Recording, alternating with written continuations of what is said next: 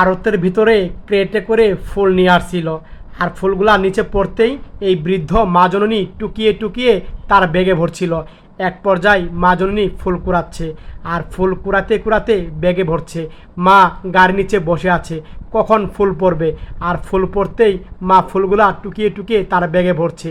আর এদিকে অনেকগুলা ফুল পড়ে আছে, অনেক ফুলগুলা নষ্ট হয়ে আছে। মা জননী সব ফুলগুলা এক এক করে কুড়িয়ে কুড়িয়ে নিচ্ছিল। আর সমস্ত ফুলগুলা মা জননী কুড়িয়ে তার আঁচলে রাখলো।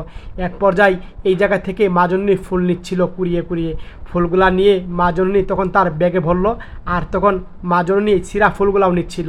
ছিঁড়া ফুলগুলা নিয়ে নিয়ে মা জননী ভরছে। দূর থেকে একটা ভাই উকি দিয়ে দেখলো মা জননী গাড়ির নিচে বসে ফুল নিচ্ছে। ডাক দিল, মা এদিকে আসেন, আপনার ফুল নিব আমি। এই কথা বলল। বৃদ্ধ মাটা বেরিয়ে আসলো আর নমস্কার জানালো। বললো, মা ফুলগুলা দেখান তো আমাকে। ফুলগুলা দেখালো। বললো, ফুলগুলা সব আমাকে দেন মা। এভাবে কথা বলছিল। আর এই বৃদ্ধ মাটা এই দয়াবান ভাইটার পলিতে সমস্ত ফুলগুলা ঢেলে দিল।